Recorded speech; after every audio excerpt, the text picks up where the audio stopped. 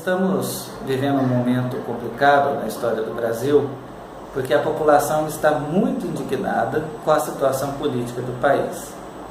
Costumo dizer para os meus alunos, não é que a situação piorou, não é que a corrupção está aumentando, mas agora os meios de comunicação permitem que ela seja mais divulgada. Então, antigamente não tinha como você gravar conversas, filmar propinas. Hoje em dia é muito difícil controlar essa informação. Só que o que revolta mais a população é que ela sabe que paga muito caro em impostos e não recebe retorno, porque o dinheiro não volta em forma de serviços. Porque o dinheiro que nós pagamos em impostos é gasto para manter uma enorme máquina funcionando, que é o Estado, e também é muito desviado com corrupção. Então nós pagamos 2 vezes pelo mesmo serviço. O exemplo disso, nós pagamos IPVA, um imposto para quem tem veículo, que era para andar em estradas conservadas pelo Estado. O Estado então diz que não tem condições de conservar essas estradas, entrega para a iniciativa privada, então pagamos pedágio. Pagamos pedágio, temos uma estrada boa, porém continuamos a pagar o IPVA. Ou seja, pagamos 2 vezes pelo mesmo serviço. Isso tem indignado a população, que tem discutido muito sobre política nas redes sociais. Isso tem um lado muito bom. Aquela ideia de que brasileiro não gosta de política, a gente viu que não é verdade. A política está no assunto, você esperando em um consultório médico, no barbeiro, na fila do banco, no caixa de supermercado, as pessoas estão discutindo política. O problema que tem angustiado e feito com que as pessoas reajam com muito ódio é que as pessoas percebem que o Brasil está ruim, percebem que nos falta estrutura, nos falta um bom funcionamento da coisa pública, mas o brasileiro não sabe como resolver. Então não basta se interessar por política, é preciso pesquisar, estudar. Então o problema do brasileiro não é que ele não se interessa por política, o problema do brasileiro é que ele não estuda política. E aí ele acaba formando a opinião por memes do Facebook, por notícias mentirosas que são veiculadas na rede mundial de computadores. Ele vê um vídeo no WhatsApp editado e acredita. E isso vai fomentando cada vez mais o ódio. E como o brasileiro não sabe como resolver, ele acaba esperando que um Messias o venha salvar. Um presidente da República vai resolver todos os problemas. Então o brasileiro discute calorosamente em quem ele vai votar para presidente da República, mas ele não discute em quem que ele vai votar para o Congresso.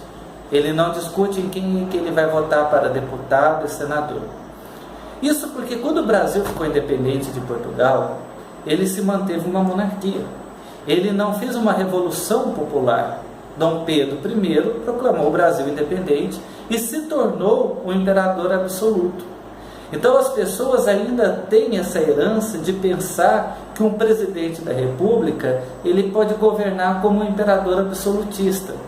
Então basta escolhermos corretamente o melhor candidato a presidente da República e não importa quem nós vamos mandar para o Congresso, esse presidente vai resolver os problemas.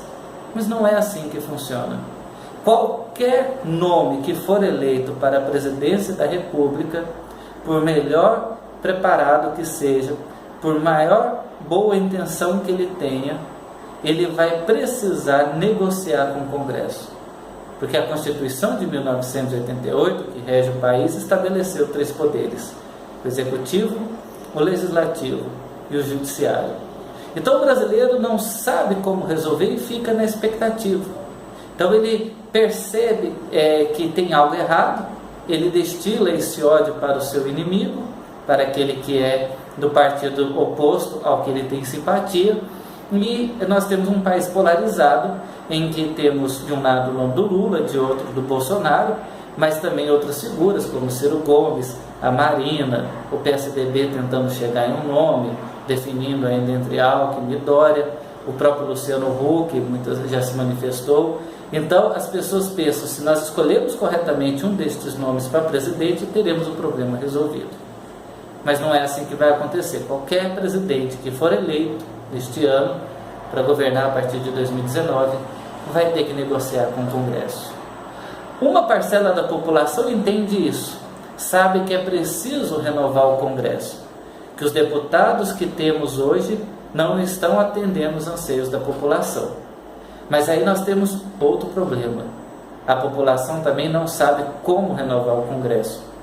Muita gente não sabe, mas para eleger um deputado federal é diferente de eleger governador e presidente. Quando você vota num determinado candidato, o seu voto não vai direto para aquele candidato, ele vai para a coligação. Por isso que os partidos formam coligações e essas coligações lançam candidatos. Quanto mais candidato uma coligação tiver, mais chance ela vai ter de eleger um maior número de deputados. Porque no final, soma-se todos os votos e proporcionalmente, de acordo com o número de votos que a coligação recebeu, aquela coligação vai ter um determinado número de vagas. E depois os que foram mais votados naquela coligação é que vai ocupar essas vagas. Então, é preciso tomar cuidado com muitos aspectos. Por exemplo, às vezes a pessoa não quer que um determinado deputado, o deputado X, seja reeleito. Mas ela não sabe que ao votar em um conhecido que é do partido ou da coligação daquele deputado, ela está votando para que ele seja reeleito. Por isso que o Brasil precisa de uma reforma política, principalmente para mudar a forma como os deputados atualmente são eleitos. Porque senão fica muito difícil da população entender, da população saber escolher para renovar o Congresso. Por isso que, diante do cenário atual, não há muito o que esperar para as eleições de 2018 e para o ano de 2019. Porque, independentemente de quem for eleito para a presidência da República, nós vamos ter um Congresso provavelmente reeleito, como está hoje, e por maior boa intenção que quem for eleito para a presidência da República tiver, ele será refém deste Congresso. Enquanto não temos a reforma política, o principal caminho para consertar o Brasil é nós pararmos de reproduzir memes de Facebook, vídeos de WhatsApp, senso comum e transformar esse interesse em política em busca de conhecimento, estudar política em livros, ler sobre, pesquisar, entender como funciona a política para então nos posicionarmos e votarmos. Não basta votar para o presidente da República, é preciso prestar atenção em quem você está votando para deputado federal, para deputado estadual, para senador. E é claro, de forma alguma anular o voto, porque existe uma grande mentira na internet, que é dizer que se a maioria da população anular o voto, as eleições são canceladas. Isso é mais um desconhecimento da população. Isso não existe. Se a maioria anular o voto, o mais votado vai ser eleito. A questão é que a política, e aí não só no Brasil, em todos os lugares, ela é a arte do possível. Nós não escolhemos o melhor, porque o melhor não existe. Nós temos sim que escolher o menos pior. Nós temos que escolher o possível. Não é o ideal, é o possível. Então, quando você se abstém de votar em um determinado candidato, de escolher o menos ruim, você acaba contribuindo para que o pior seja eleito.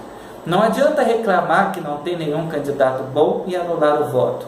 É preciso ver qual o menos prejudicial e escolher o menos prejudicial para que o pior não seja eleito. Até porque, enquanto essa reforma política não acontecer, talvez ela nunca aconteça, essa é a opção que nós temos enquanto democracia.